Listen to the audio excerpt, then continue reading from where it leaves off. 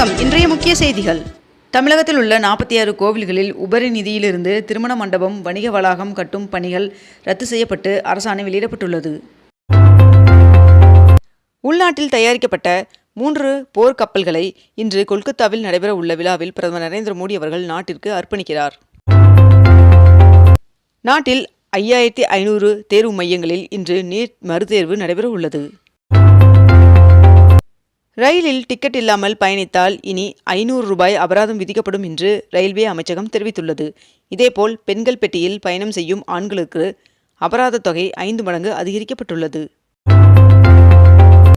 America, Iran இடையே சமீபத்தில் போர் நிறுத்த ஒப்பந்தம் கையெழுத்தானது.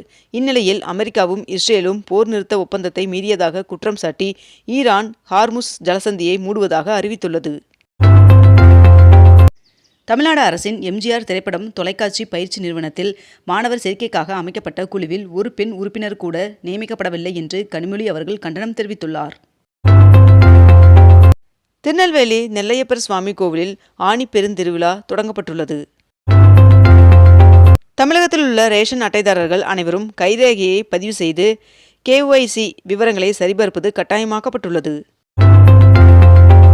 நீட் மறுதேர்வை முன்னிட்டு சென்னையில் இன்று வார நாட்கள் கால அட்டவணைப்படி புறநகர் ரயில்கள் இயக்கப்படும் என்று தெரிவிக்கப்பட்டுள்ளது.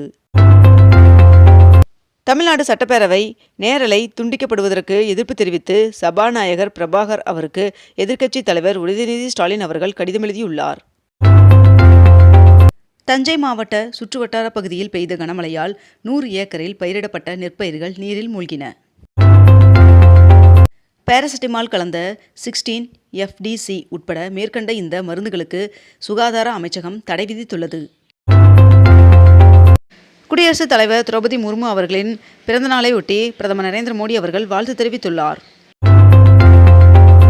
தமிழகத்தில் இன்று நெல்லை, நீலகிரி, கோவை, திண்டுக்கல், தேனி, கன்னியாகுமரி உள்ளிட்ட 6 மாவட்டங்களில் கனமழை பெய்ய வாய்ப்புள்ளதாக வானிலை மையம் தகவல் தெரிவித்துள்ளது. மேற்கண்ட இந்த 10 IAS அதிகாரிகளை இடமாற்றம் செய்து தமிழ்நாடு அரசு உத்தரவு பிறப்பித்துள்ளது. 3 நாட்களுக்கு EPFO சர்வர்கள் செயல்படாது என்று தகவல் வெளியாகியுள்ளது. 22 கேரட் ஆபண தங்கத்தின் விலை சவரனுக்கு 240 ரூபாய் அதிகரித்து ஒரு சவரன் 1,08,800 ரூபாயாகவும் 1 கிராம் 13,600 ரூபாய்க்கும் விற்பனை செய்யப்பட்டு வருகிறது. இதனைத் தொடர்ந்து 1 கிராம் வெள்ளியின் விலை 255 ரூபாய்க்கு விற்பனை செய்யப்பட்டு வருகிறது.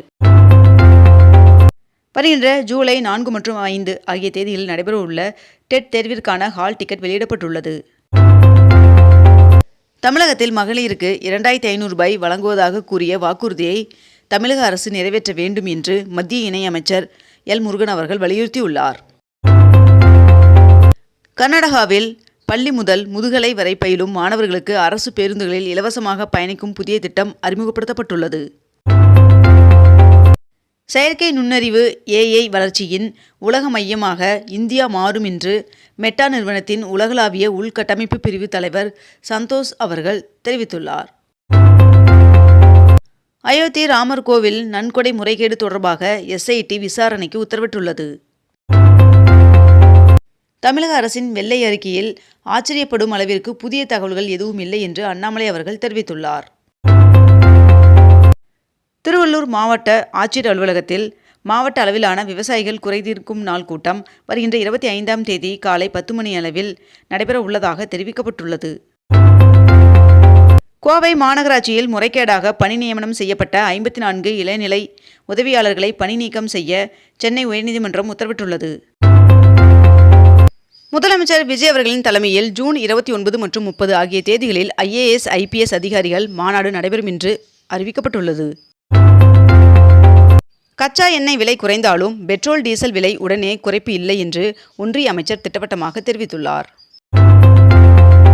சென்னை பூவிருந்தவல்லி வடபழனி இடையே மெட்ரோ ரயில் பணிகள் முழுமையாக நிறைவடைந்திருக்கும் நிலையில் மெட்ரோ ரயில் சேவை தொடங்குவதில் தாமதம் ஏற்பட்டுள்ளது. தொழில் முனைவோர் மேம்பாடு மற்றும் புத்தாக்க நிறுவனம் செயற்கை நுண்ணறிவு டிஜிட்டல் சந்தைப்படுத்துதலின் அடிப்படைகள் என்ற தலைப்பில் 3 நாள் முழுநேர பயிற்சி நிகழ்ச்சியானது வருகின்ற 23ஆம் தேதி முதல் 25ஆம் தேதி வரை நடைபெற உள்ளதாக தெரிவிக்கப்பட்டுள்ளது. CBSE மும்மொழி திட்டத்திற்கு இடைக்கால தடை விதிக்க உச்சநீதிமன்றம் மறுப்பு தெரிவித்துள்ளது. நீட் தேர்வு முடியும் வரை டெலிகிராம் செயலிக்கு தற்காலிக தடை விதித்த மத்திய அரசின் முடிவு சரிதான் என்று டெல்லி உயர்நீதிமன்றம் தீர்ப்பு வழங்கியுள்ளது. உலக பல்கலைக்கழக தரவரிசையில் டெல்லி மற்றும் சென்னை IIT நிறுவனங்கள் முன்னேறியுள்ளது. மேகதாது அணை திட்டத்தை எந்த வகையிலும் ஏற்க முடியாது என்று முதலமைச்சர் விஜய் அவர்கள் சட்டமன்றத்தில் தெரிவித்துள்ளார். இதனைத் தொடர்ந்து மேகதாது அணைக்கு எதிரான தீர்மானம் சட்டமன்றத்தில் ஒருமனதாக நிறைவேறியது. சுவிஸ் வங்கியில் இந்தியர்களின் பணம் 8% குறைந்துள்ளது. தனிநபர் டெபாசிட் 50% அதிகரித்துள்ளதாக தகவல் வெளியாகியுள்ளது. தமிழகத்தில் உள்ள 10 அரசு மருத்துவக் கல்லூரிகளில் புதிதாக மருந்தியல் படிப்பு தொடங்க அரசு பரிசீலனை செய்து வருவதாக மருத்துவக் கல்வி இயக்குநரகம் தெரிவித்துள்ளது. சென்னையில் முதியவர்களுக்கு கட்டணமில்லா பேருந்து பயணத்திற்கான டோக்கன்கள் வருகின்ற ஜூன் 21ஆம் தேதி முதல் விநியோகிக்கப்படுகிறது என்று போக்குவரத்து கழகம் அறிவித்துள்ளது. ஐக்கிய அரபு அமீரகம் 15 வயதிற்குட்பட்ட குழந்தைகள் சமூக வலைதளங்களை பயன்படுத்துவதற்கு தடை விதிக்கப்பட்டுள்ளது. இந்தியா இலங்கை இடையிலான தடையற்ற வர்த்தக ஒப்பந்தம் ஜூலை 15ஆம் தேதியன்று அமலுக்கு வருவதாக தகவல் வெளியாகியுள்ளது. தமிழக மின் வாரியத்தின் தற்போதைய நிதி நிலைமை மற்றும் செயல்பாடுகள் குறித்த முழுமையான வெள்ளை அறிக்கை அடுத்த வாரம் அதிகாரப்பூர்வமாக வெளியிடப்படும் என்று மின்துறை அமைச்சர் நிர்மல்குமார் அவர்கள் தகவல் தெரிவித்துள்ளார். இந்திய கம்யூனிஸ்ட் கட்சியின் மூத்த தலைவர் சி. மகேந்திரன் அவர்கள் சென்னை பனையூரில் உள்ள தாவேகா அலுவலகத்தில் அக்கட்சியின் பொதுச் செயலாளர் ஆனந்த் அவர்களின் முன்னிலையில் தாவேகாவில் இணைந்துள்ளார். சென்னை பள்ளிக்கரணை அருகே 2000 கோடி ரூபாய் மதிப்பிலான பிரம்மாண்ட தனியார் கட்டுமான திட்டத்திற்கு முந்தைய திமுக அரசு வழங்கிய சுற்றுச்சூழல் அனுமதியை தாவேகா அரசு ரத்து செய்துள்ளது. 5 நாள் பயணமாக குடியரசுத் தலைவர் திரௌபதி முர்மு அவர்கள் மத்திய பிரதேசம் சென்றுள்ளார். புதுச்சேரி ஜிப்மரில் MSc நர்சிங் உள்ளிட்ட முதுநிலை படிப்புகளுக்கு ஜூலை 15ஆம் தேதி நுழைவுத் தேர்வு நடைபெற உள்ளதாக தெரிவிக்கப்பட்டுள்ளது. இதற்கான விண்ணப்பங்களும் வரவேற்கப்படுவதாகவும் தெரிவிக்கப்பட்டுள்ளது. இனி நாடு முழுவதும் மருந்து சீட்டு இல்லாமல் இரும்பல் மருந்து விற்க தடை விதிக்கப்பட்டுள்ளதாக ஒன்றிய அரசு தெரிவித்துள்ளது. நீட் மறு தேர்விற்கான பாதுகாப்பு விதிகள் மாணவர்களின் மன அழுத்தத்தை அதிகரிக்கும் என்று அண்ணாமலை அவர்கள் தெரிவித்துள்ளார்.